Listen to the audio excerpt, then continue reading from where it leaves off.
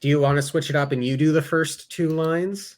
No, giving me more to say is a bad idea. No, thank you. Bye. Hello and welcome to the No One Asked You podcast. For this particular series, I am joined by my wonderful co-host, ThatDarnKitteh. Kitty and I are both going into this story completely new with almost no knowledge of the story or world. Each segment, we intend to cover what happens in each new chapter and discuss our experiences along the way. This is Mistborn Abridged, a blind read-through, and today we will be covering Chapter 3. You know I'm going to be using that one now for the actual thing, right? Let's see. Just gonna get me exasperated enough. See what it sounds like after the third time you hear it. Exposition! We got exposition, Kitty. What, in the pre thing? Oh, for this chapter. In the chapter, Kitty, we get some definitions, finally. And we get some conclusions to the questions we had asked. Yes. Exciting. A very exciting chapter. Let's start with the pre-chapter blurb. That's what I thought we were starting with. Yes. We get an interesting description of some of this world, which seems to be a very different description, or it uses very different descriptive language than we've been getting from people like Vin and like Kelsier. We arrived in Terrace earlier this week, and I have to say, I find the countryside beautiful. The great mountains to the north, with their bald snowcaps and forested mantles, stand like watchful gods over this land of green fertility. That doesn't sound like ash mounts and drudgery and a bleeding red sun. Yeah, that's green. That's another color. We've got another color. And fertility. Yes. I got this from Brandon Sanderson's lectures. I think this is just more before whatever event happened. The hero that lost. A cataclysmic event. And Kelsier even said in the prologue, there were myths of a time when the world was not as it was, or as it is. And then what are you thinking? Are you thinking this is before the cataclysm? Or this before whatever made this baddie immortal? I mean, I assume there's some sort of cataclysm. I'm having a hard time imagining what else could cause the world to turn ashy. But yes, I think this is the young hero who is this guy who's so concerned with the prophecies. And this is a glimpse into the world before all of that happened, before he failed. He comments, the people here are mostly herdsmen. Though timber harvesters and farmers are not uncommon. It is a pastoral land. Certainly it seems odd that a place so remarkably agrarian could have produced the prophecies and theologies upon which the entire world now relies. So Terrace is a place, and that's why they're called the Terrace Prophecies. Makes sense. Mm-hmm. That's only logical, Captain. Sorry. I thought it was. I was like, oh, it's an actual place. Okay, it's not like. It's just not a concept. It's not a person. Right. Terrace, terra, earth, agrarian. I'm seeing the linguistics at work here. Prophecies and theologies being linked together works in my mind. That makes sense. And then we've got, the obligators as priests. We've got the Lord Ruler is God. But so this is... Where are you sitting in your head? You're saying this is the hero before the baddie cataclysm. I believe so, yes. Okay, so the hero does own lands. Well, I don't know about the line is, my own lands to the south are mostly flat. I think that just means the land that he comes from, not land that he owns. What was your experience? Because you didn't or have not watched Brandon Sanderson's lectures, so you don't have my half-remembered commentaries that he... Yes, I didn't have that, so I was just thinking of him. I do think of it as the before time, and that makes sense, but I'm not too sure if this is the hero guy, because I read my own lands differently. I guess this could be the... Could this also be... this Go we on. seem to swap between the the two different, the one that has the more the the insight and the self-doubt and that sort of thing, and then it seems like all of a sudden we're talking to, I don't know, it's just what my brain seems to do with it, is that it's there's the baddie and the goodie, and we hear from the baddie and we hear from the goodie, but So you they wait. are probably one and the same. I can see.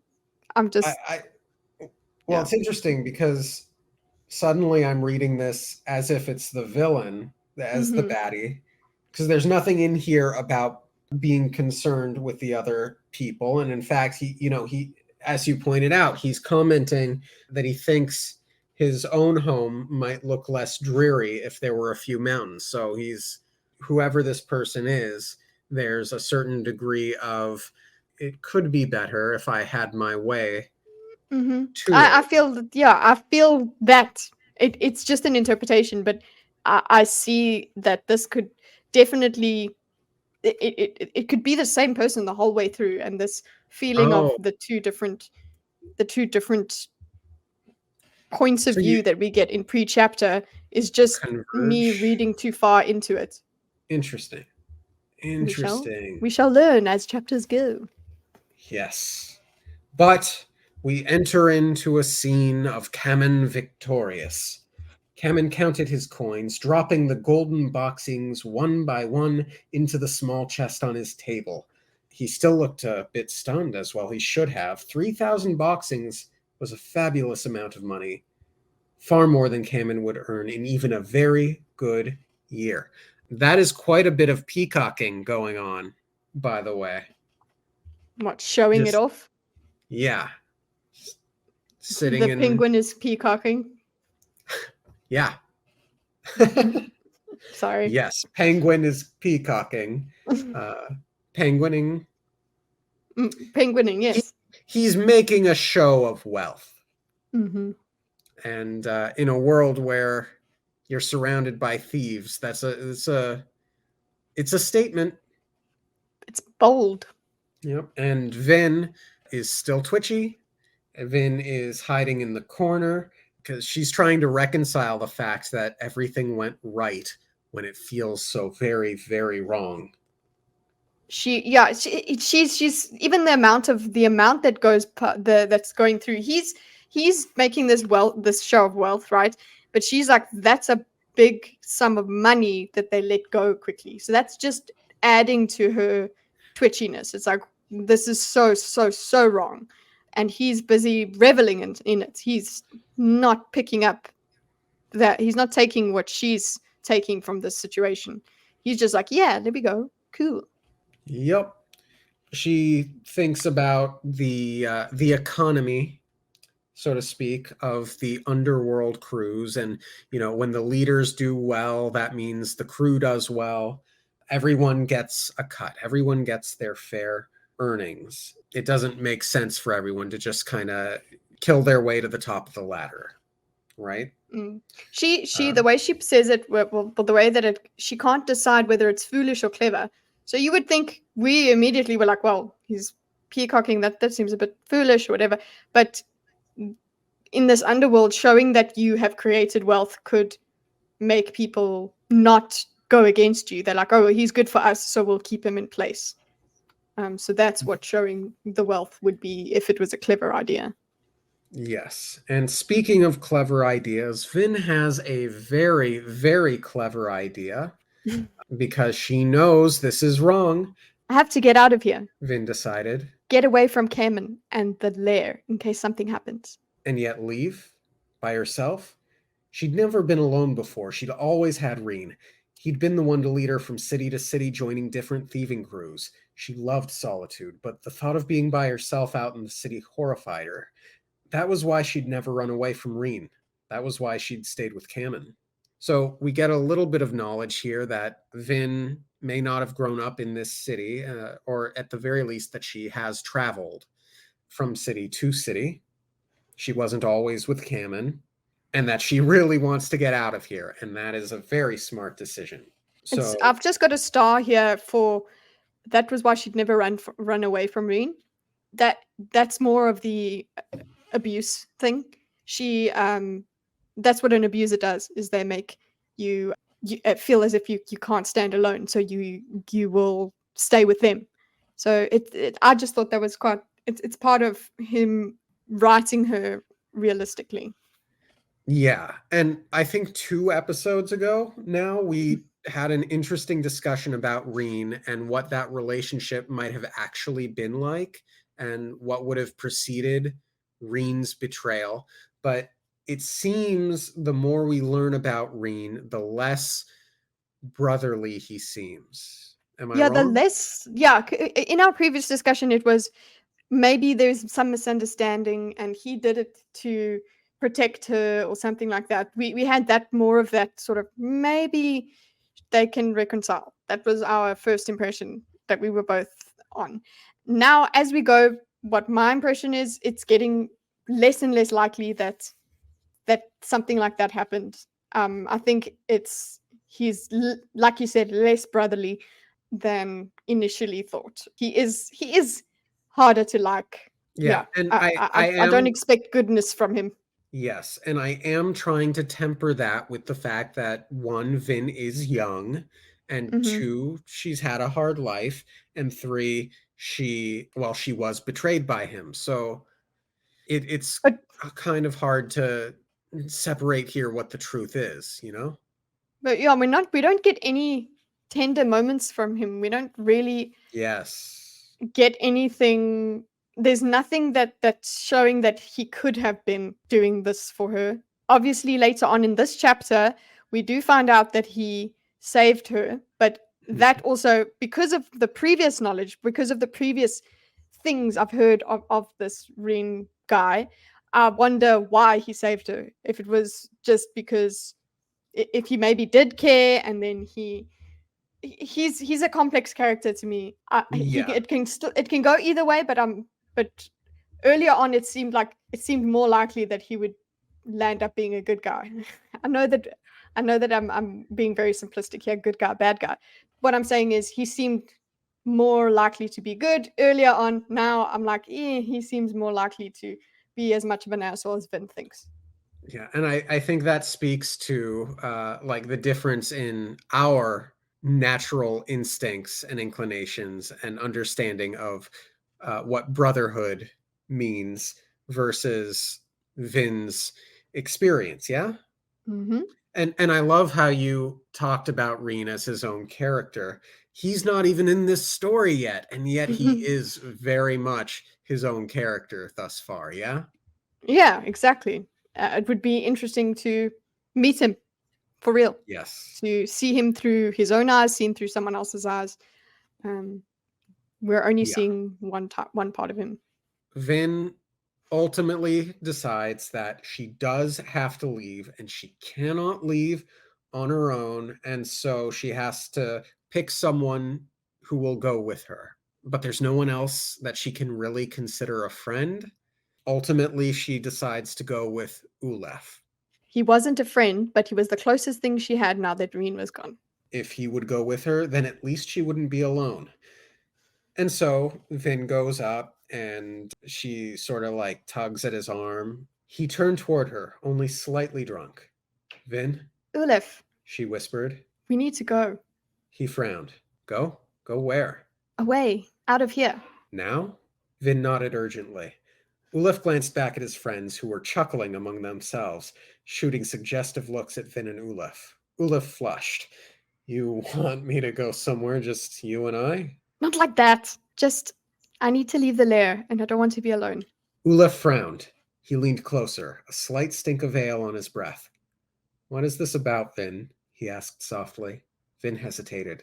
I think something might happen, Ulef. Something with the obligators. I just don't want to be in the lair right now. Ulef sat quietly for a moment. All right, he finally said. They decide to go. Vin makes him wait for a moment while she goes to collect her belongings. And she doesn't have very many belongings, or at least none that, like, she thinks to herself she's not even going to bring her bedroll because that would look suspicious. So she really only has 3 things with her. Which are?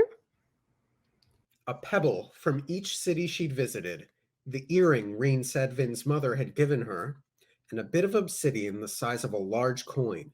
It was chipped into an irregular pattern. Reen had carried it as some kind of good luck charm. It was the only thing he'd left behind when he'd snuck away from the crew half a year before, abandoning her. And that's kind of interesting. Why would he leave that for her? What does that mean to her? Is that a sign of affection? Because he hasn't seemed to show, as we just discussed, he doesn't seem to show much affection to her in Vin's memories thus far. And actually, he'd snuck away from the crew half a year ago, so half a year before. So the way this happened was suddenly. It was just, okay, he's gone, and he left this behind, like you say, affection. So it's actually possible that he had abandoned, he actually hasn't abandoned her, but the reason he hasn't abandoned her is not because, oh, he loves her so much. The same thing, he can still have abandoned her for his own reasons, or not abandoned her. He can still have had to have run away or something and leave her behind, and he didn't mean to, or he just had to run away. But at this, that does not mean, just because he isn't literally abandoning her. Do you know what I'm saying? Yes. Because he isn't literally just leaving her behind, that doesn't mean that he's has great affection for her. So it's possible that he ran away for some other reason other than just, oh, I need to abandon Vin, which I think is true. I think there's some other reason. It hints too strongly at that, but yeah, that doesn't mean, yeah. I also think as a writer that would be the more interesting choice, that there be some set of drama around that. But that's sort of a meta excuse. Mm-hmm. No, but I think there is, maybe it was simplistic of me to think that, okay, well, no, if he's got some other circumstance that made him leave, that suddenly means that he cares about her more than we thought. But it's like the two things can be true at once. He can not mean to be abandoning her, but also have to run away at the same time. Not either or. Now, moving on, last episode we had a brief discussion about young girls going through puberty and some of the changes. This next little paragraph, I think, speaks to that topic a little bit. She gripped the bit of obsidian in her hand and pocketed the pebbles. The earring she put in her left ear. It was a very simple thing, little more than a stud, not worth stealing, which was why she didn't fear leaving it in the back room. Still, Vin had rarely worn it for fear that the ornamentation would make her look more feminine. As local girl in stream, Kitty, did you have any particular opinion here? This is where I wrote, wow, in my book, literally. Wow. Because she talks about how it's just a stud. It's like it's not a massive, dangly, very highly feminine earring. It's a stud. But that is how worried she is about looking feminine, or attracting attention to herself. She won't even put an earring in her ear. That's why I said wow, because we went from describing how insignificant this stud is to she still didn't wear it. Which, what kind of life are you living if you can't even put an earring in your ear without thinking of the consequences? That's quite crazy. Right. She had no money, but Reen had taught her how to scavenge and beg. Both were difficult in the Final Empire, especially in Luthadel, but she would find a way if she had to. Vin left her box and bedroll, slipping back out into the common room. She starts to wonder if she's overreacting or not. She's not. But she goes to look for Ulef, and he's not there. And my first read through of this, I got viscerally angry, viscerally enraged at what happens next at Ulef. Oh, okay. I was more in the fear of it. When she did tell Ulef and she told him and she went away, I was like, oh God, what is he gonna do? Immediately, I was like, I don't know what. This is not gonna go well. So, what did you have? Did you have a feeling that Ulef, because you got so angry, were you expecting him to do anything better? I mean, like the moment Vin's whole thing is betrayal. And Yeah. like, I was like, I expected him to. Here's the thing. Vin didn't say she was leaving permanently. She said she Yeah. just needed to get out for a little while, that she thought something bad might happen, and that is not what. He told. So Ulef goes to Kamen, and Mhm. Ulef, we don't know for certain what Ulef said to Kamen, but Kamen, he seems to be under the impression, he basically says, "What is this? Running away off to betray me to the ministry, are you?" And that cut deep. Ulef, you dick move, man. Dick move. Oh, just another point here. I underlined red as sunlight. Just Oh, world yes. building. Kamen That's quite stood, cool. his face red as sunlight, so he got mad. And sunlight's red, guys. Yes. It's not white. It's red. It's not light. It's red. It's got color. I Yep. just thought. I don't think of sunlight as red. Sunlight doesn't have a color. It's light. But they do, because their sun is red.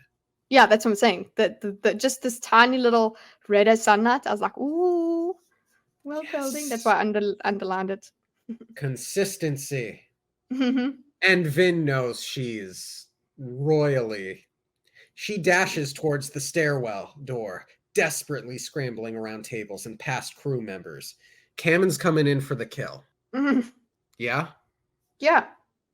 Yeah, he backhanded her even as she stood. Her head snapped to the side from the blow, twisting her neck so painfully that she barely felt herself hit the floor again. She uses up the little bit of luck that she has left, and that doesn't work. The anger returned to his eyes, hard, terrifying. "Damn wench," Kamen muttered, grabbing her by the shoulders and shaking her head. "That backstabbing brother of yours never respected me, and you're the same. I was too easy on you both." And that's such a penguin thing to say. Napoleon complex. It's a He said, continuation from what he said, like even before. He was like, in the previous chapter when he was talking to Vin, he was like, "Oh, I've treated you so well and all of that by keeping you basically." yeah. So Vin tried to twist free, and she's thinking to herself how stupid she was. She thinks of Reen's voice. "Fool, ruthlessness. It's the most logical of emotions. You don't have any friends in the underworld. You'll never have any friends in the underworld." Yeah, Ulef just betrayed her. There was, like, what would Ulef have gained from this? Really? Mm. I don't. I think she has described him as naive, so Yeah. it's a mistake. And he does have shame. He does kind of like, oh, he's embarrassed. Yeah, he does have that. But what I did want to also ask here is ruthlessness an emotion? Is it a lack of emotion? Yes, it's lack of, like, ruthlessness is, or you have no ruth. Is it is it the ability to turn off certain emotions? Um, Yes. bru- So uh, it's funny that he calls it an emotion, because I don't think, oh, I'm feeling. I suppose you can feel ruthless. You feel it's a lack of emotion, like you say. it I was just speaks like, to mm, brutality. yeah, Hmm. it's not a feeling. It's a lack of feeling for me. It's a lack of Yeah, remorse.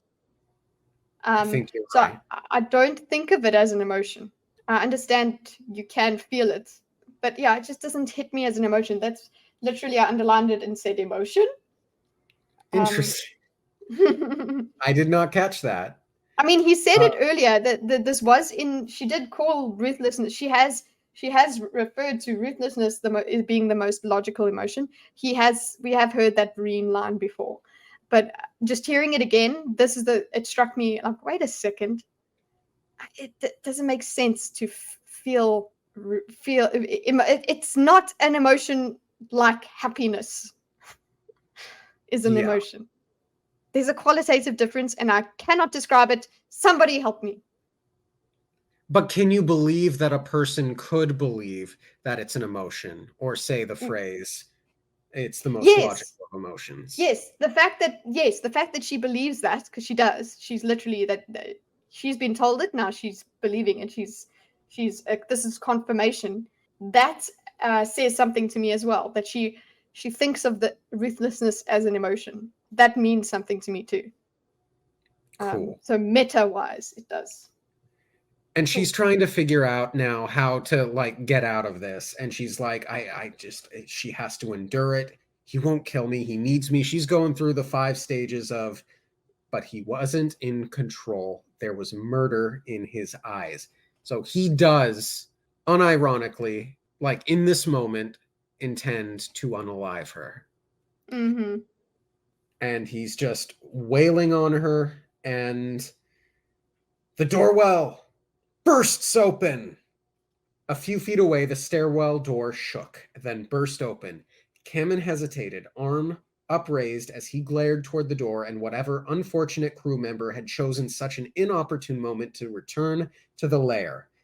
And Vin, of course, takes this moment to try and escape from Kamen's grip, but she's really weak. Mm-hmm.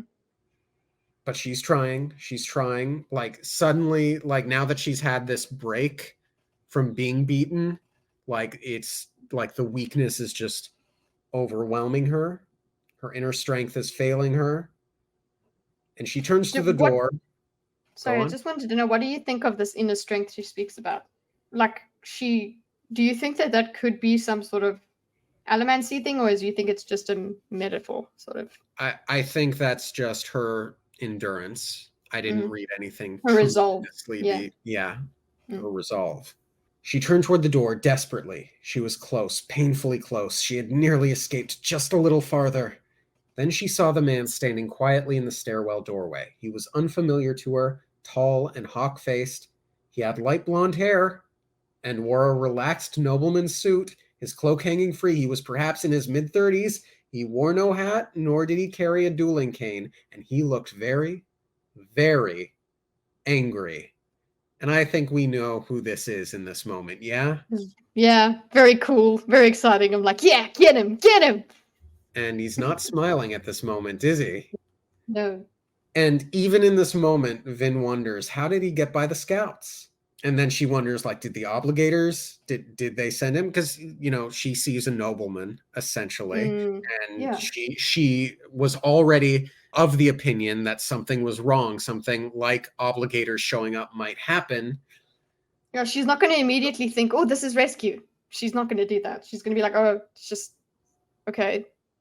He's trouble, probably. He's convenient in that I tried to get he interrupted, but yeah, also not exactly going, yay, finally. Yeah. But the newcomer looked down at Finn and his expression softened slightly. Then he looked up at Kamen and his eyes grew dark. And at this point, Kamen gets blown across the room. So clear cool. Across the room. Yep. Mm-hmm. And this is magic. This is like force push. But Kelsier didn't even move or anything. He just like flew across the room. And the room fell quiet. And Vin's only thoughts are of getting away. Have to get away. Vin thought, forcing herself up to her knees. Kamen groaned in pain from a few feet away, and Vin crawled away from him, slipping beneath an unoccupied table.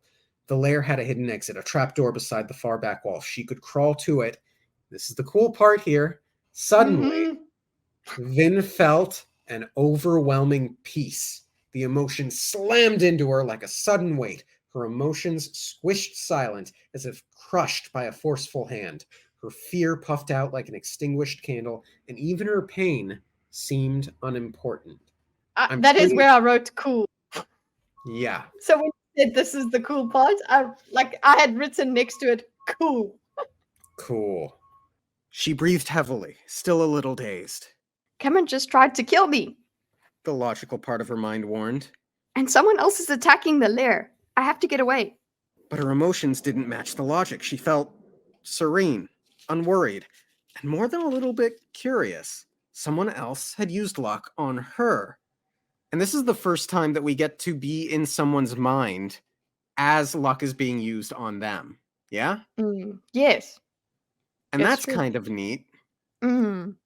Yeah, but also the way it's been done. Okay, so the way we've seen luck done is it's been she's pushed against the emotions, and so it's been on a much smaller scale. This experience of hers is the immediate calm. It's not just a little bit of a mood change. It's the logic is not working with her feelings. That stark difference is demonstrated. So you really do Yes. get to see be in the person's mind, but also get to be in the person's mind when a like master, I suppose, or a really good luck user Right. was And doing it. Yeah. and what's so interesting to me is that she is aware of it. There's a self-awareness. So in D&D, usually when you cast charm person or friends, there's a little note that says like when the spell wears off, they're probably going to be mad at you because they will Yeah. know that they've been manipulated. Um, Yeah. but it also brings to mind, and we have to discuss this at the end of the episode, the moral implications of using this kind of magic on people. Oh damn. Yeah. So let's Um, remember to do that. okay. I got lots to say. Yeah. Me too. Well, not really. I guess I've always got lots to say, so it's fine. Well, then speak more in this darn podcast, Kitteh. Please. One of the also just if we're going back we're going back into what's happening. We've got Calcia who just smiles in a disarming sort of way at her. I liked that. Yes. I did like it because he's smiling. Duh, the smiling scar. And But it's that charisma. yeah. It's sort of like a piercing, attentive gaze, I imagine it to be. Mm. She notices something really cool here as well.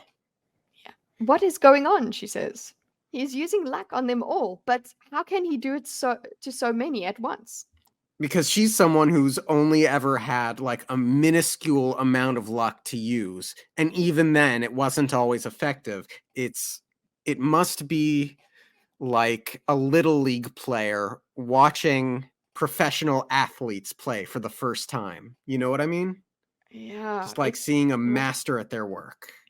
but also, and if we're thinking Little League, okay, we're thinking of it, it is like a child who did not know this was possible, okay? It's not about, oh, Little League, I know that Little League is Little League. Little League is the only thing that I've ever experienced. And then I see the actual Major League.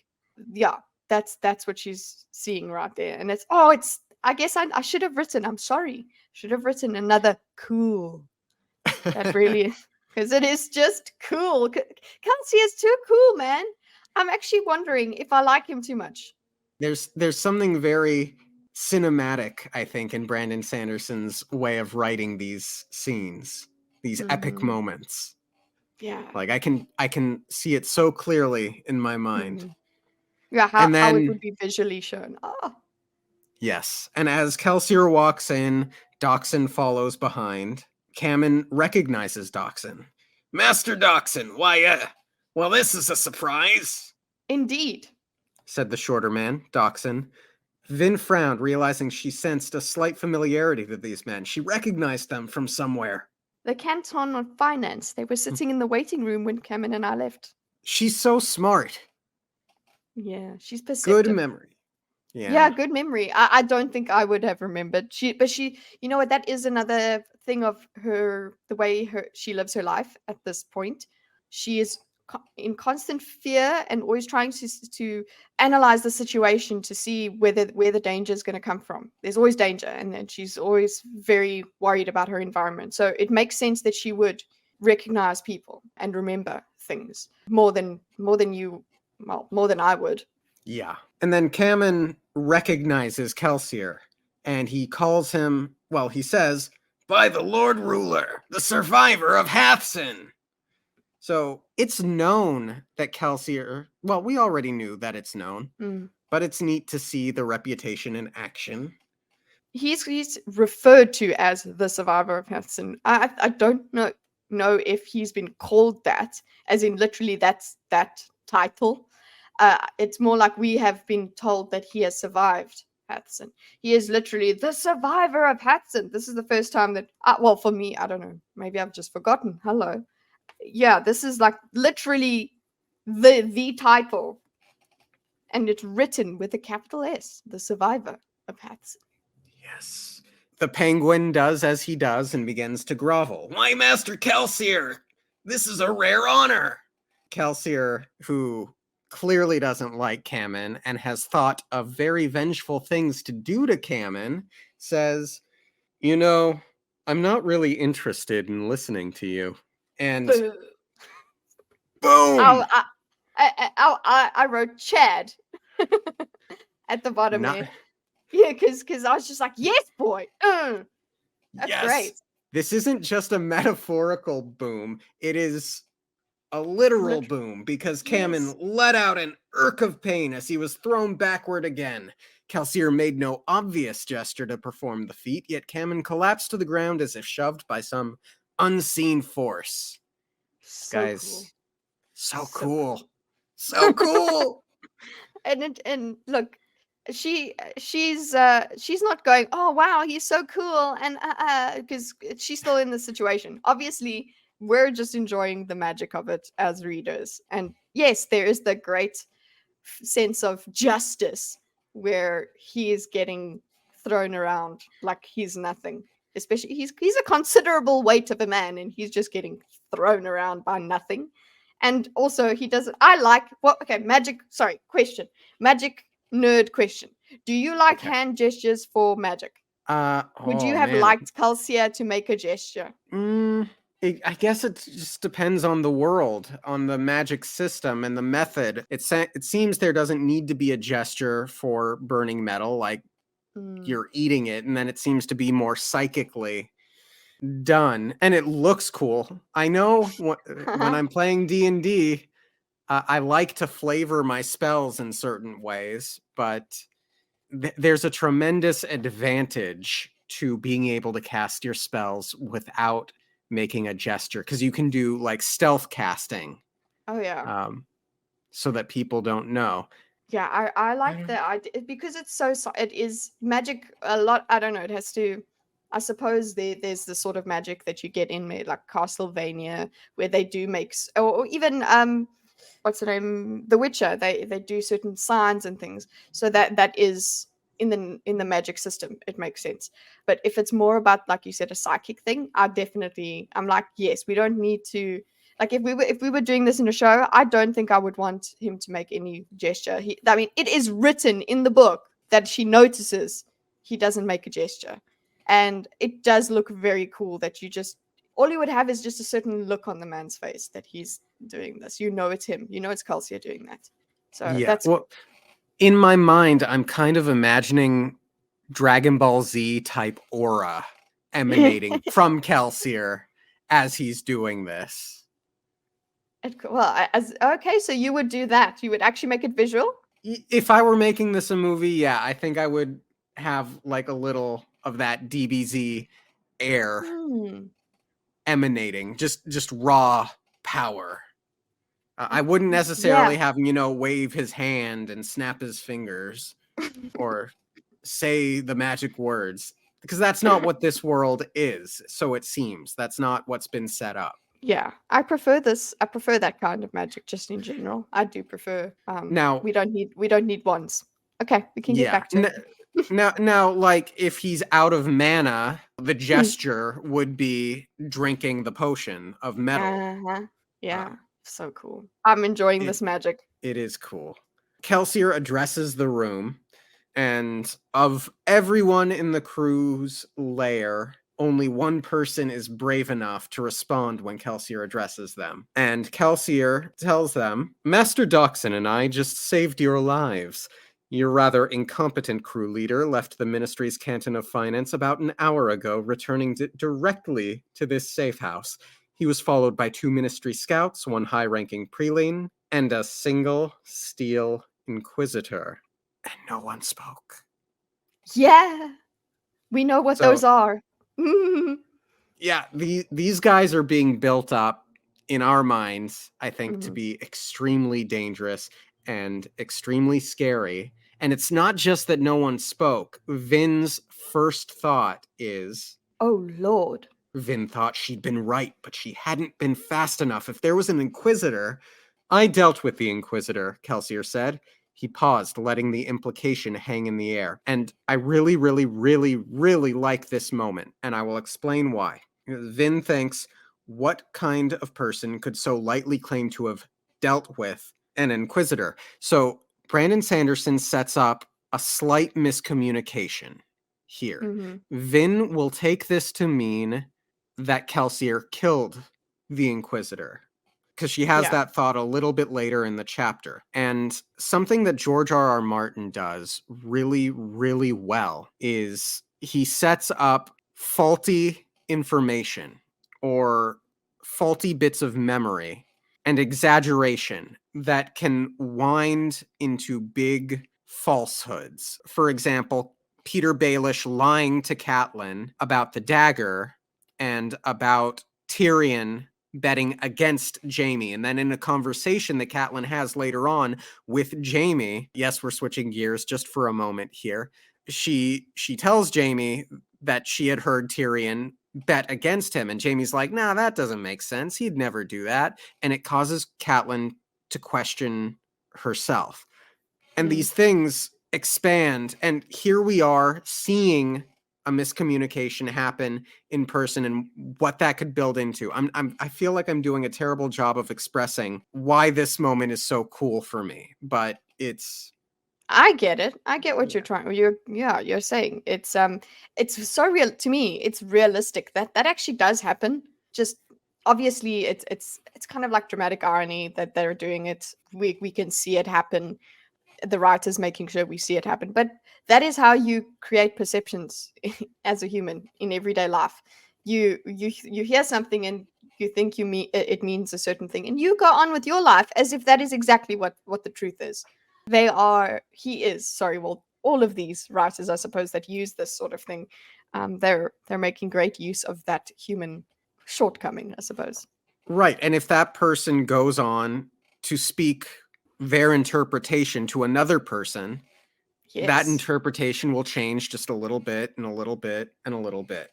One thing I have to bring it up because probably Wheel of Time people will wonder why I wouldn't have brought it up, because I haven't brought up Wheel of Time in 2 minutes. One of the things that they have is the Aes Sedai, the magic people, the women. They cannot lie. They have, well, the good ones cannot lie. No, I've just opened a can of worms. But yes, okay, just assume they cannot lie. They have taken an oath, and it literally magically makes it so that they can't even write a lie on paper. So they make use of these miscommunications all the time because they Kelsier had the same thing. He could say, I dealt with them. And now this perception that Vin has got, it's not a lie. She's just taken that step herself. He's allowing them to take that step as well. He isn't going to make it clear. Yes, and I have no doubt that Kelsier wants this sort of imagination, the imagination to run rampant on this. Yeah, exactly. But also having dealt with it, even if it isn't killing, obviously we go straight to killing, but just the fact is he dealt with it's still, even just saying that it doesn't, he didn't die, he didn't get taken away, and that he didn't, it's still a big wow, even if he isn't doing the killing. But of course people will go to the most insane thing, is like, wow, he properly must have killed that thing, which is, I agree, he wants them to, that's why he paused. He's like, yeah, I did it. And wait, let the implication sit in the air there and just watch everybody. Yeah. And then another cool moment, Kelsier's like, I require payment for services rendered. And the only person who is willing to respond was a man named Milev. The dark-skinned man who was Kammen's second scooped up the coffer of ministry boxings and dashed forward with it. He proffered it to Kelsier. 3,000 boxings. And the two of them, they meet, and Kelsier more or less names Milev as the new crew leader. Yeah, he And assigns him. yes. It's like, you do this, okay? Cool. Yeah, so he's like, well, who are you? I'm Milev. Okay, crew leader Milev. I'll consider this payment satisfactory. But Kelsier has one demand. Again, we get this vengeful side of Kelsier, yes? Deal with him. Yes. Deal with him. Of course. I want him to live, Milev, but I don't want him to enjoy it. We'll make him a beggar. The Lord Ruler disapproves of the profession. Cameron won't have an easy time of it here in Lutherdale. And then Vin has one more thought to herself. And Milev will dispose of him anyway as soon as he thinks this Kelsier isn't paying attention. And then Kelsier offers him some coins from this big chest of boxings he just received. And we learn that Milev has had dealings with Mistings before. So this... Okay, so one thing that Vin has said here is she's like, oh, he's so eager to please Kelsier. What was your perception here? Was this like, do you think all of this is the luck stuff? Okay, I'm just going to call it luck because Vin does. Do you think all of this is that, or his having dealt with Mistings? He's like, oh, you know what? I'll just put my head down and just do what needs to get done, and just I know my place. Did you think, okay, how did you perceive that? I genuinely don't know. Like, we know he used luck on the whole room. And we know that Vin is still calm and curious. So I don't think it's illogical to think that it's the same as everyone else. I think everyone else is remained calm as well. I also think that these people clearly know who Kelsier is. So maybe there's a little bit of starstruckness. Yeah, they're just here. Like, and he has made that implication of dealing with the Steel Inquisitor and all of that. Why just anyone smart would be like, I'm not going to cause any more trouble for this guy. And you've also just seen your crew leader being thrown across the room. So all of these come together. I don't think it has to be outright compulsion of his thinking. He wants to please Kelsier, but for logical reasons. For logical reasons as well as self-serving. Yeah. I have to wonder what kind of class system there is amongst Ska and Mistings. Yeah. Like, surely we know there's the nobility, we know there's the Ska, but amongst the Ska specifically, I have to imagine like there's this Mistings are better than Ska, even though we are also Ska kind of mentality. Yeah.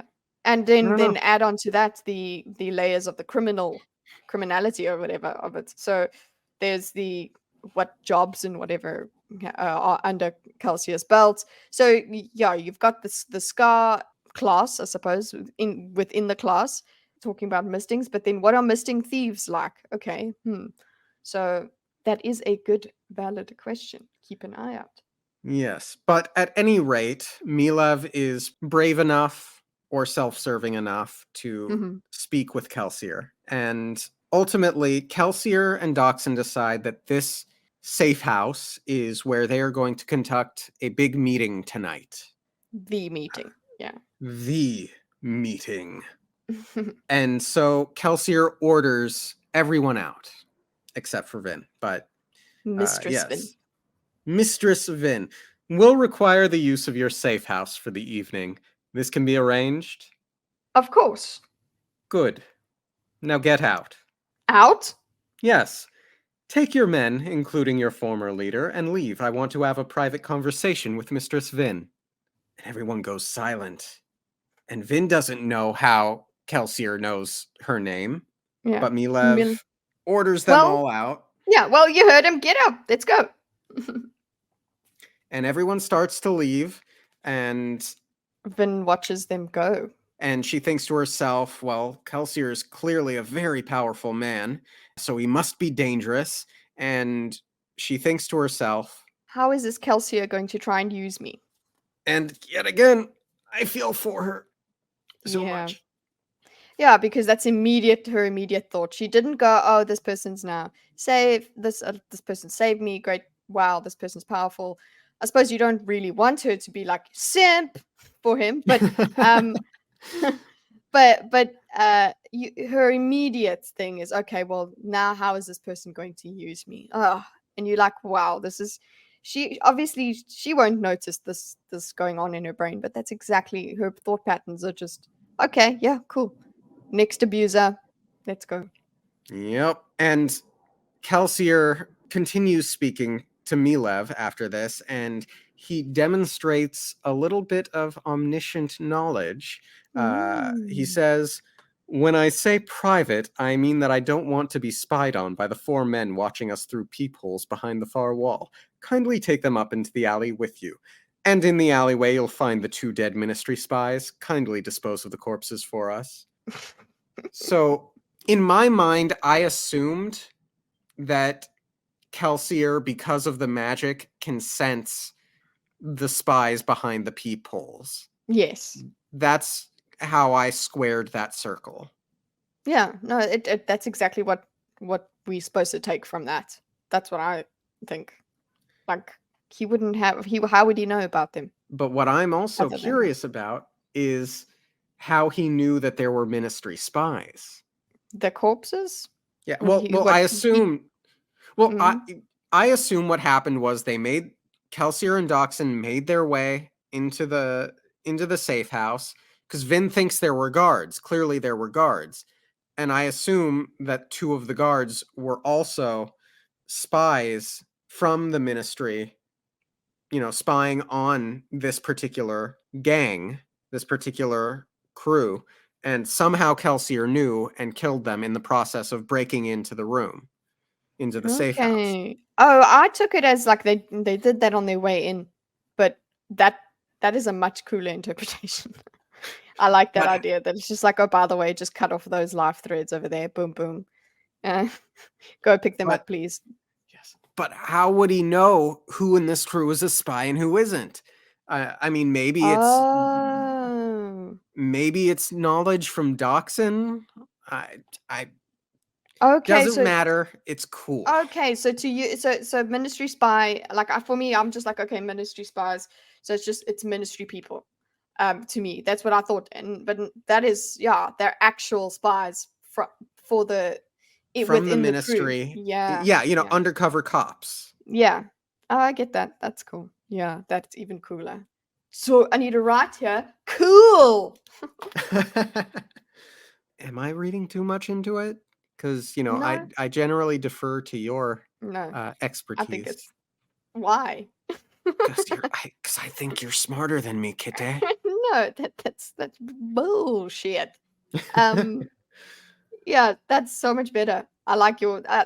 You see, I like to hear you're teaching me things. Yay! Well, I vice want to believe versa. that. Yeah, I want to believe that. I want to believe that they were just so much cooler than what I thought. Oh, and I even thought he's cool. Okay. Well, now I'm blushing. We finally get that line on that miscommunication. Vin thinks to herself, He claims to have killed an inquisitor, and he used luck. I have to stay, if just long enough to find out what he knows. and then Mm. there's just some wonderful witty banter between Kelsier and Doxson. They don't even address Vin immediately. They're just like, Being, "Oh, that was so much yeah, fun, wasn't it?" yeah, like, oh, great. Like, they don't, I loved that. I really did as well. And it's like, you were insufferable before, Kel. Ah, you're just jealous.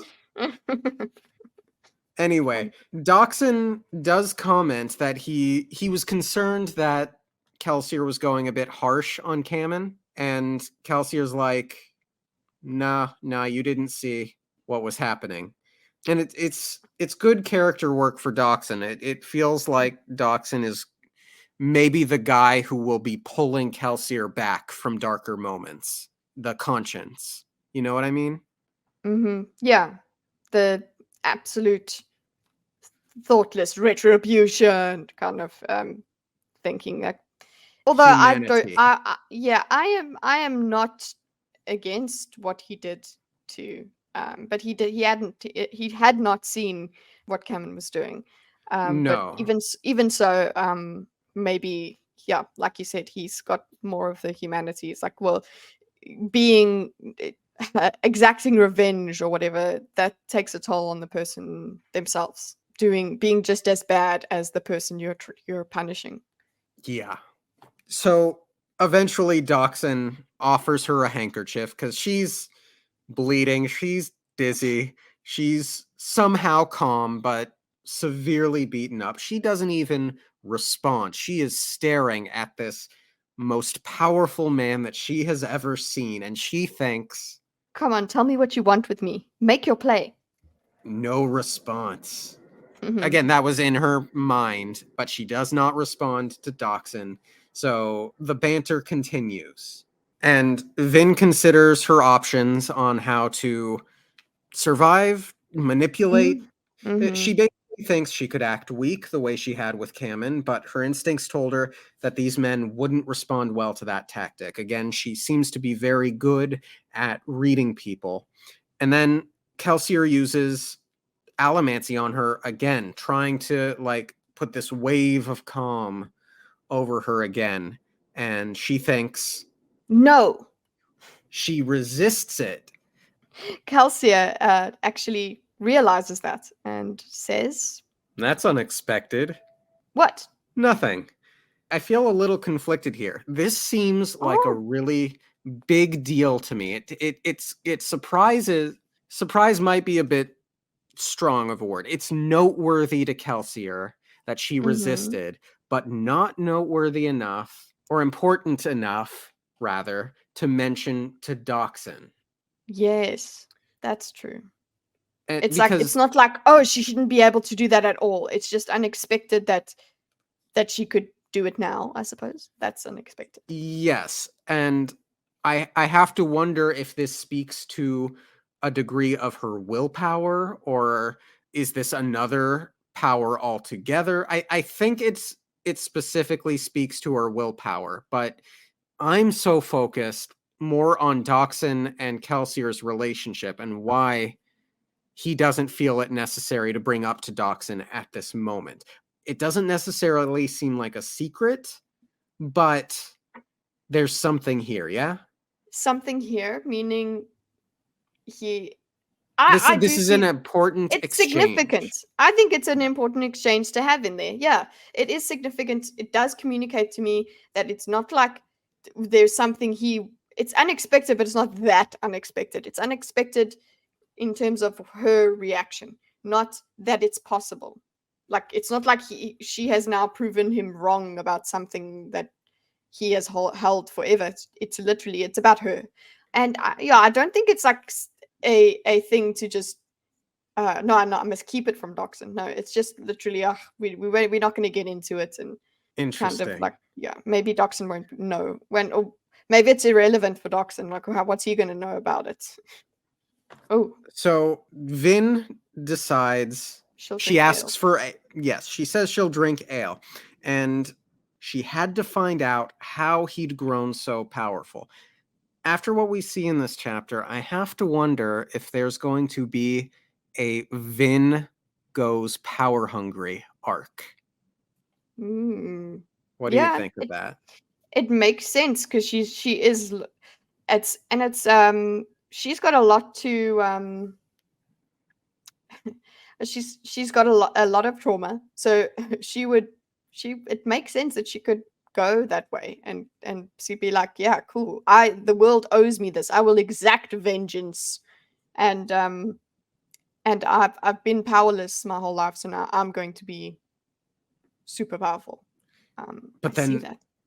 and then like you could imagine like a darker turn for both of them then, like if Kelsier if something happens to Doxson, whom I am imagining as Kelsier's humanity right now, and Kelsier starts to become vengeful, and Mm. Vin is becoming power hungry, this could get really dark, yeah?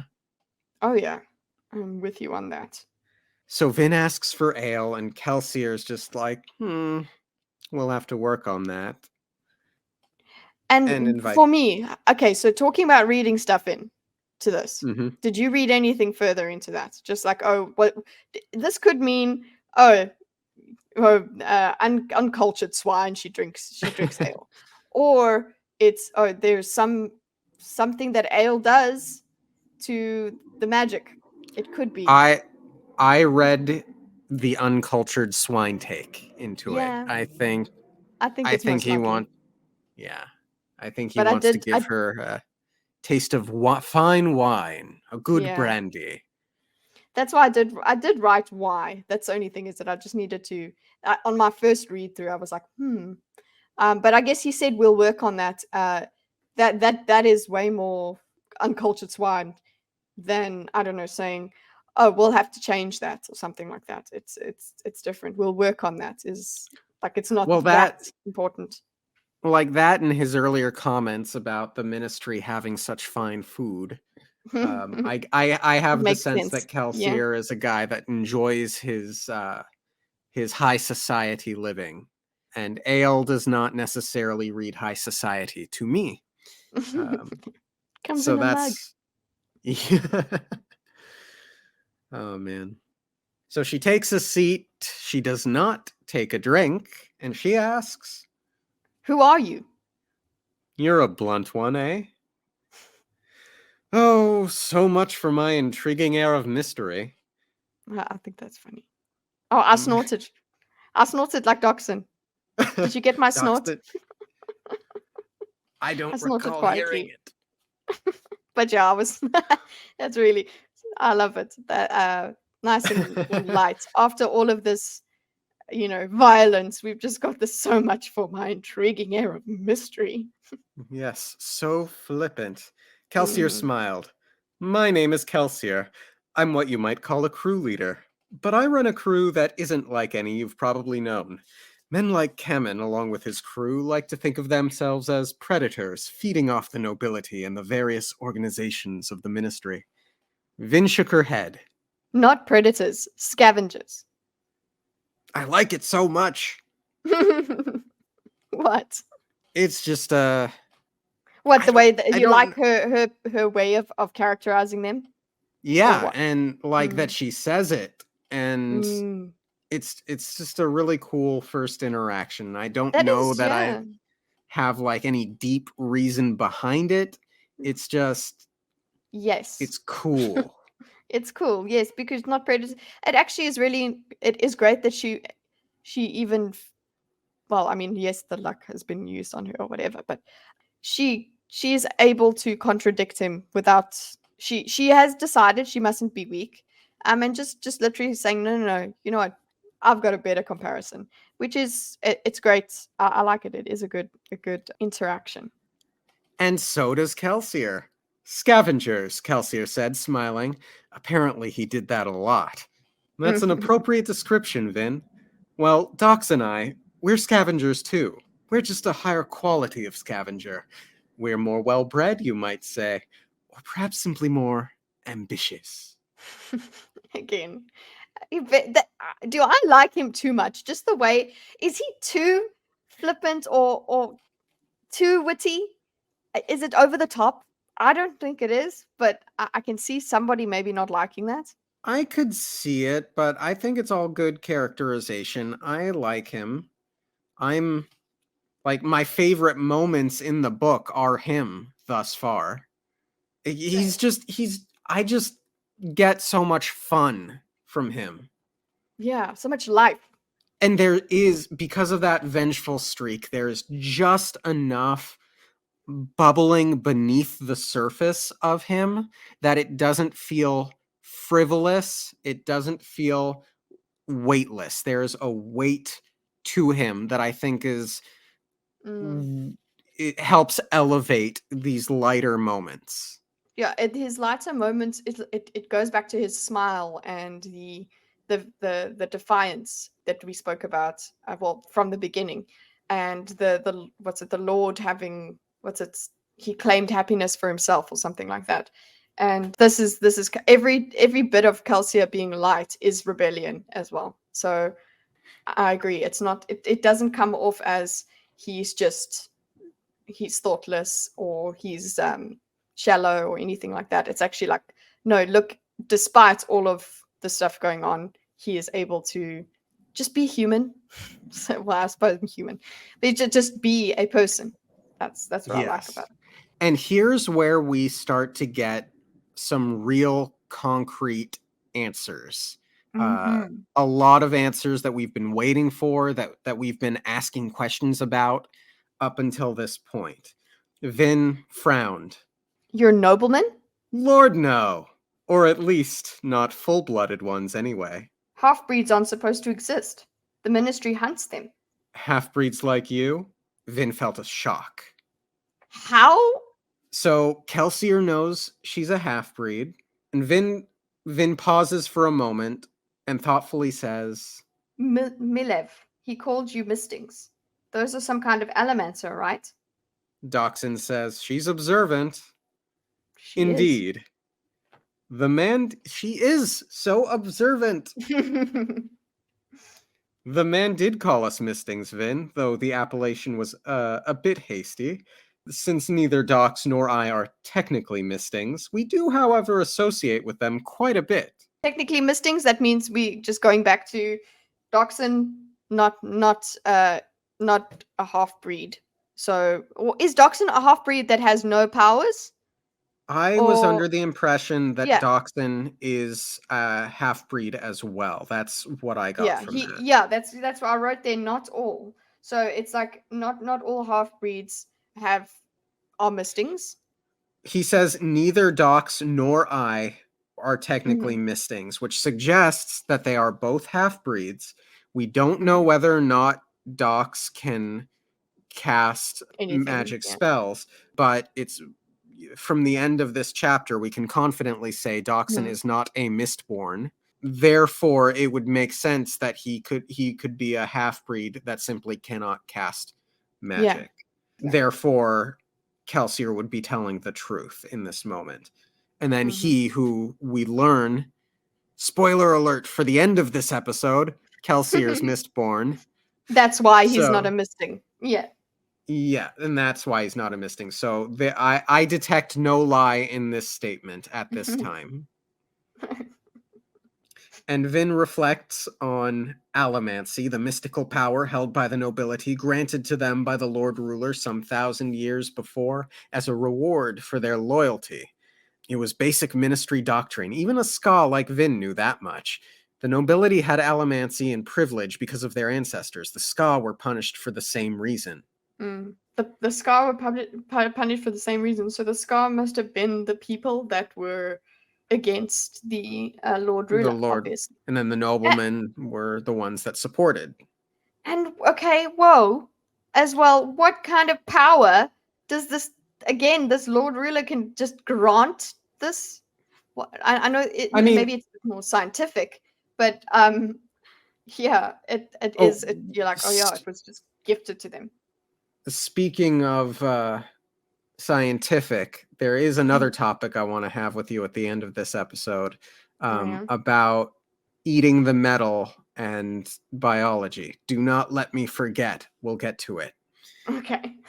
But yeah, what kind of magic does the Lord Ruler have? Is it different than allomancy, that he can grant allomancy? Or is that just like doctrine? They think of him as God, therefore he created the world to be such that, if that makes sense. Yes. And then Vin has a very intelligent realization. Before this moment, she'd never stopped to consider the possibility that it might simply be the same thing as her luck. She thinks of allomancy, so she finally realizes it, and that's neat. Yeah, and it was good enough for me that why on earth would she think of herself as having allomancy? She didn't put two and two together because she just would never have expected that of herself. She would just think, okay, she just maybe she on some level put that together, but just ignored it because I'm not going to think of myself as any kind of special. Yeah. It makes sense that she wouldn't go she wouldn't go that far. She wouldn't be like, aha, that would be rising above herself too much. It's like, no, I'm just using this luck thing to survive. Although yeah, it does make me wonder if Kamen actually did know what she was doing, and like it was a reverse of what Vin thought, because Vin thought Kamen didn't know what Vin was doing, but he had made the association. What if Kamen knew what she was doing and thought that she didn't make the association? What if it was the other way around? Yeah. But now, yeah, and he's just kept it from it. But then also, it works, but he would have to also be ignorant of the prelins. That's He would have to be, true. because they are trained to pick up on whether. So he doesn't know much about And Alamancy. He just knows she might have a yeah, skill, and well, also here's the wouldn't. thing. Yeah. And we're just about to get into Kelsier's first lesson here, which is that, but I would expect tried and true mistings who are practiced to know not to use their allomancy on inquisitors Mm-hmm. or prelins or whatever, but I'm not so sure I would expect normal ska to have that knowledge. That Yeah. bit of knowledge feels a lot more specialized. So I do think it's reasonable that Kamen might have known if Vin had allomancy. Mm.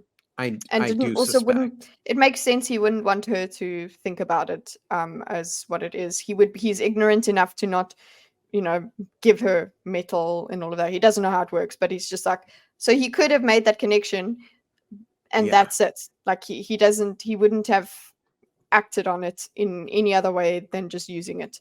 And Yeah. maybe just wouldn't want to talk about it. He would just call her the lucky charm.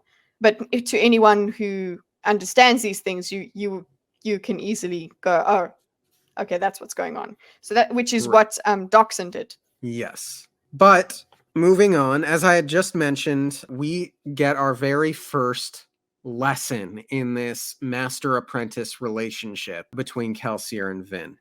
Tell me, Vin, do you realize what you did to that obligator in the Canton of Finance? I use my luck. I use it to make people less angry. Or less suspicious? Easier to scam. There are a lot of things you're going to have to learn, techniques, rules, and exercises, but one lesson cannot wait. Never use emotional allomancy on an obligator. They're all trained to recognize when their passions are being manipulated. Even the high nobility are forbidden from pulling or pushing the emotions of an obligator. You are what caused the obligator to send for an inquisitor. Pray the creature never catches your trail again, lass. Ah, lass, you said that Yeah. Dachshund was speaking with an, what was it, Irish accent? Well, some sort of accent, yeah, that they gave him. Irish, Scottish, Irish. I'm bad. I can't, That. I can't, I don't think I can do an Irish or a Scottish No. accent. It would sound quite bad. So I'm going to not do that. I think so, yeah. Now we see why the narrator, or why it was written. He's not written too much with an accent, but using the word lass does make sense. That they're like, okay, well that means he's got an accent. So he did say it earlier. He's like, do you want to drink, lass? It's a thing. So I do see it.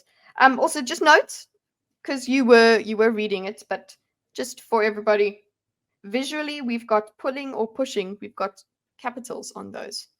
Those are actual things, if you know what I'm saying. Technical terms Technical terms, for pulling and magic pushing. use. Hmm. Emotional And animancy, it was only animancy that had a capital there, just by the way. It was just so that's not a thing. It's just pulling or pushing. That's the thing. good catch. And that, as much as I loved that little miscommunication before, it is cleared up here. And Vin paled. You didn't kill the Inquisitor? I merely distracted him for a bit, which was quite dangerous enough, I might add. Don't worry, many of the rumors about them aren't true. Now that he's lost your trail, he won't be able to find you again. Most likely, Doxson said. Most likely. There are a lot of things we don't know about the Inquisitors. They don't seem to follow the normal rules. Those spikes through their eyes, for instance, should kill them. Nothing I've learned about allomancy has ever provided an explanation for how those creatures keep living. If it were only an ordinary misting seeker on your trail, we wouldn't need to worry. An inquisitor, well, you'll want to keep your eyes open, of course. You already seem pretty good at that. So there are misting seekers. I imagine they're detectives, yes? Yes. Do they have? Are they just normal investigators, or do they? So he says an inquisitor. So the inquisitors are the ones with the things in the eyes, right? Is that how I you bu- saw that? Yeah. yes, the inquisitors Irregular. have spikes in their eyes. Mm. The obligators are priest bureaucrats, and Mm. I'm guessing misting seekers are something like detective noblemen who can use allomancy. Ah, they can use it. So that they can sense some sort of elemency. Yeah. I mean, if you can, push or pull on someone's emotions, and you have to question a criminal, it seems like a useful talent to have. Mm. Yeah. And Vin still isn't drinking her ale. Vin just outright says, You might have slipped something in it. "Oh, there's no need for me to sneak something into your drink. After all, you're going to drink this vial of mysterious liquid quite willingly." And he pulls out another little vial of metal flakes in alcohol. And he sets it on the table, and she asks, "What is it?" Kelsier, in his flippant and charismatic way, says, "If I told you, it wouldn't be mysterious." And And Doxson Dachshund rolls his rolls. eyes. Yep. So there's so much humor, and Mm. it's so well done. But Dachshund tells her, and we learn that there are 8 basic allomantic metals. And in this vial are 2 of the 8. Vin insists that Kelsier drink half first. Okay. She's very smart. She's very clever. There is so much consistent character work being done here. It's really fun. Yeah? Yeah. Vin is just always trying to survive. She's seeing danger around every corner, but she's smart. That's why she sees it. Yeah. So Kelsier takes a swig, and Oh, we or get she even makes him shake it up. She makes him shake it because she doesn't want to get the dregs that are the poison, and then he gets right. the first sip. So she even wants him to shake it. Yes. And Vin thinks of another of Reen's sayings, and I think this speaks to Vin's possible power-hungry arc. Vin frowned, then she eyed Kelsier, who smiled. He knew that he had her. He had shown off his power, had tempted her with it. The only reason to be subservient to those with power is so that you can learn to someday take what they have. Reen's words. Vin reached out and took the vial. Then she downed its contents. She sat waiting for some magical transformation or surge of power or even signs of poison. She felt nothing. How anticlimactic. She frowned, leaning back in her chair. Out of curiosity, she felt at her luck and felt her eyes widen in shock. It was there, like a massive golden hoard, a storage of power so incredible that it stretched her understanding. Always before, she had needed to be a scrimp with her luck, holding it in reserve, using up morsels sparingly. Now she felt like a starving woman invited to a high nobleman's feast. She sat stunned regarding the enormous wealth within her. My first thought here was, imagine if she had taken the whole vial, not Oh, just half. jeez. Yeah, that's true. Oh gosh, Yep. it maybe she could have even been sick or something from it, like Yeah, just having so much too fast. I don't know. it's yeah. So Kelsier asks Vin to soothe him. Capital S, soothe Mhm. me. And Vin reaches out and touches this newfound mass of luck and directs it at Kelsier and soothes him. And Kelsier is satisfied. But good. But we already knew you could do that. Now the real test, Vin. Can you go the other way? You can dampen my emotions, but can you inflame them too? Vin frowned. She'd never used her luck in such a way. She hadn't even realized that she could. Why was he so eager? Suspicious, Vin reached for her source of luck. As she did so, she noticed something interesting. What she had first interpreted as one massive source of power was actually two different sources of power. There were different types of luck. 8. He'd said there were 8 of them, but what do the others do?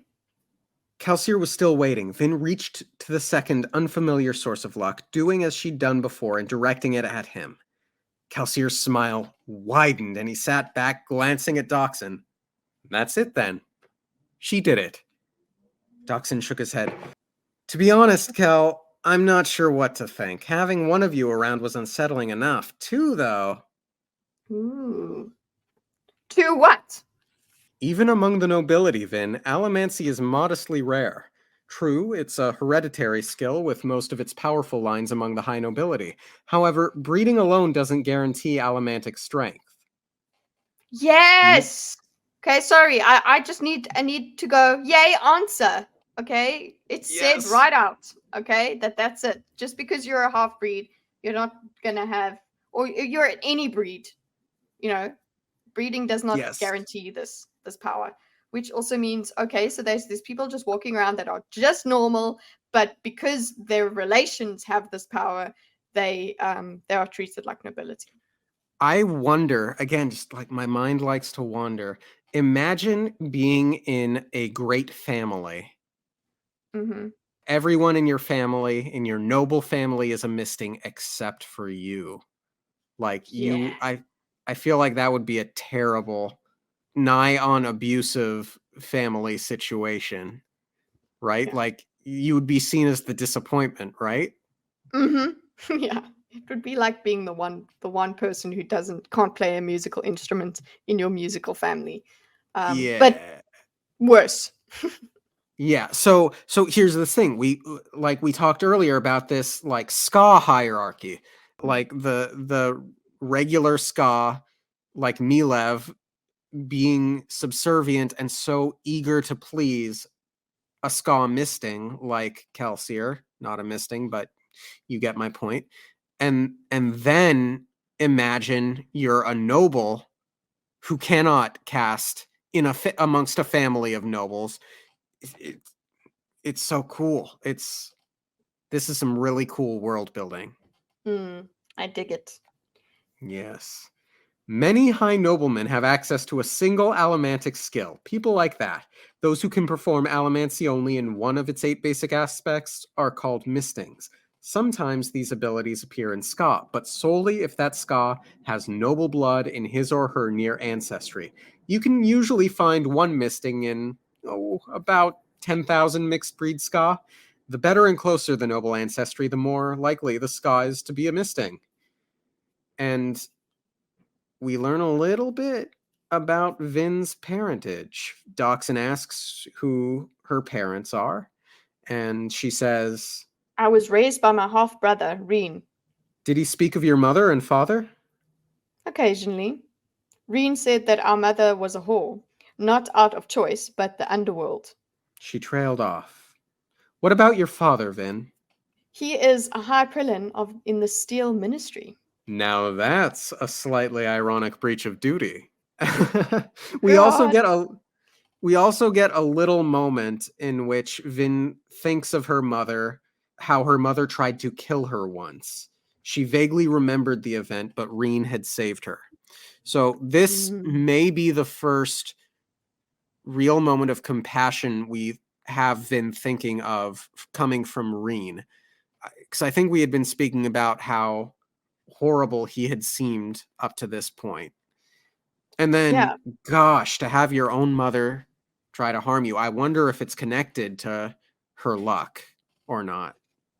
Yeah, I think, I mean, it seems like, okay, two scenarios. We could have the evil mom, doesn't want child, kills baby. Or we could have the mother wants to mercy kill her child because the inquisitors are going to come in and take her anyway. So we don't know how to interpret this. I don't know. There is still some leeway here. I would like to know more about that occurrence, and also just want to see, like, if Rin is Well, I guess Rin, Rin as a child saving his sister, that makes sense. But as like an older guy going, we can use her or something like that, that I can see happening if he's big bad. But hey, more questions. That's great. We get some Yes. answers, but we get more questions as well. So it's like, don't worry, there's still these hooks in here. It's like, okay, yeah, I gave you a little bit, but still making you question and want to know more about it. And it's Yes. especially early on in the book, it's so good. Vin looked down at the table. Finally, she reached over and took a healthy pull on her mug of ale. Your father gave you a rare gift in that blood of yours. So I'm one of these mistings you mentioned. Actually, no. You see, this is what made you so interesting to us, Vin. Mistings only have access to one allomantic skill. You just proved you have two. And if you have access to at least 2 of the 8, then you have access to the rest as well. That's the way it works. If you're an allomancer, you either get one skill or you get them all. You, Vin, are what is generally called a Mistborn. Even among the nobility, they're incredibly rare. Among Ska, well, I'll simply say I've only met one other Ska Mistborn in my life. Ha ha. Sorry, I needed to make that like really. Okay, he's funny. He is funny. He said the title. Yes, roll credits. I had to stop myself from saying roll credits as soon as you said Mistborn there. So yeah. Somehow the room seemed to grow more quiet, more still. Vince stared at her mug with distracted, uncomfortable eyes. Mistborn. She'd heard the stories, of course, the legends. Kelsier and Doxson sat silently, letting her think. Eventually she spoke. So what does this all mean? Kelsier smiled. It means that you, Vin, are a very special person. You have a power that most high noblemen envy. It is a power that, had you been born an aristocrat, would have made you one of the most deadly and influential people in all of the Final Empire. Kelsier leaned forward again. But you weren't born an aristocrat. You're not a noble, Vin. You don't have to play by their rules, and that makes you even more powerful. Boom! Woo! It's crazy. Oh god, I have so much to say about this, but you go first. No. Bit. That epic ending. Epic. Yes. We got answers that we really wanted, and we got answers that we really needed, and they built more. You go. Okay, yeah. So, yeah, we got the answers and built more. But just going back to, do you remember when we were talking about luck as a superpower and things like that? Yeah, well, just luck in general as well. And we actually spoke about it again a couple days ago or something like that, where luck is actually, it's just, how do we decide? It was, somebody called it post hoc rationalization. And I love that because I think it was Zerafax who said that, sorry. And basically, luck is just the luck of the draw. It is the outcomes, how the outcomes affect you. We call it bad luck if some situation has gone the wrong way, and we call it good luck if some situation had gone the other way. And he here actually gives us a luck situation, which is what I liked, is that it was about chance. She could have been born if she was just born in a different circumstance, boom, a powerful person, whatever. But and then you would expect, oh, but you were born as you're a peasant, you're a Scar or whatever. That's the bad part. But what actually he does then is he turns it around again and says that no, it means you don't have to play by their rules, so you're even more powerful. So he's telling her that she was born on the lucky side. She's always thought of herself as not being born, into a good situation, which is true. But he is literally telling her, oh, you're going to be more powerful than a noble person with that power. Really cool. That's my boom moment. Like, it's just like you can hear the music building in your head. Well said. So cool. Okay, so I wrote out some questions to ask you. Okay. So, what are the moral implications of manipulating emotions? Manipulating through magic? Emotions. bad. Moral implication is that's kind of taking away free will. Although it is something that you can resist, it seems. It is something that I know I'm going back to Wheel of Time, but in Wheel of Time, there's something called compulsion. Only the really bad people do that. It's kind of forbidden otherwise. One person does have the power to sort of make you more amenable, and that seems okay, but she's also still evil. She's still an evil person who does that.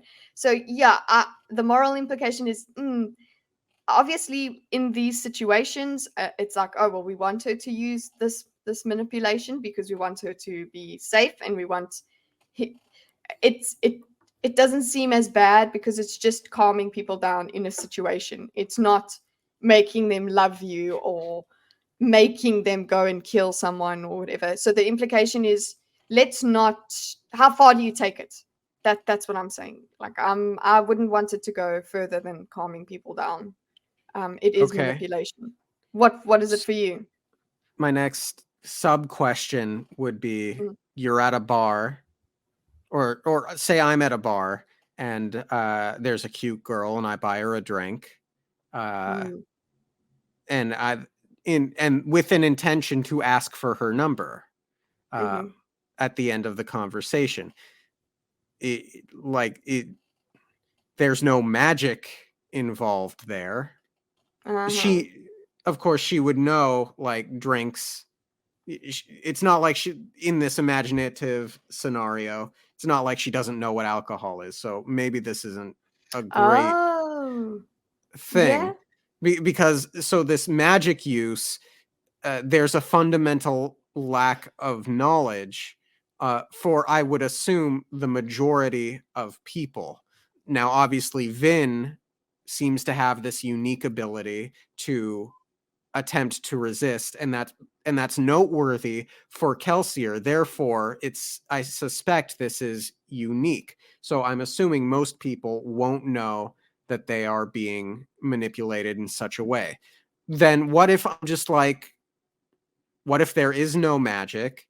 Or what if there's no alcohol and it's just a person I know and I'm continually nice to them? Maybe we're in like a college class and I offer her to give her my notes. That's not necessarily a manipulation, right? So yeah, it's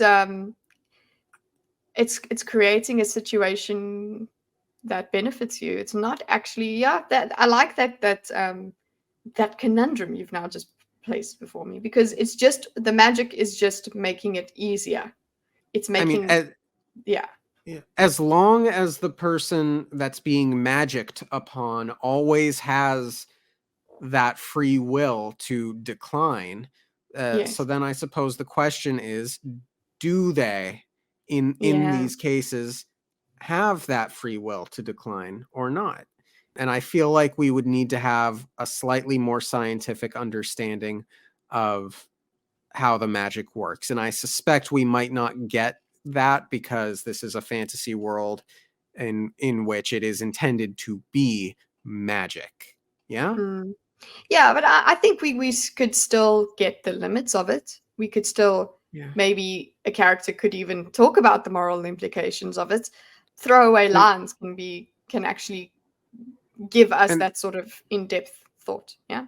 True. And there is that branch of thinking that any sufficiently advanced technology can be seen as magic. True.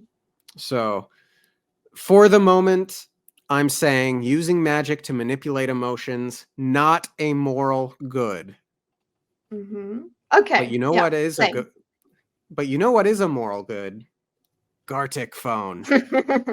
And if you want to see us perform the moral good of Gartic Phone, go and subscribe to ThatDarnKitteh, where she does a panel show on Thursdays, and sometimes we play Gartic Phone. And it's a good time. We've actually did one. We've had one episode where we haven't, and that's it. So I see. That is a moral failing on our part.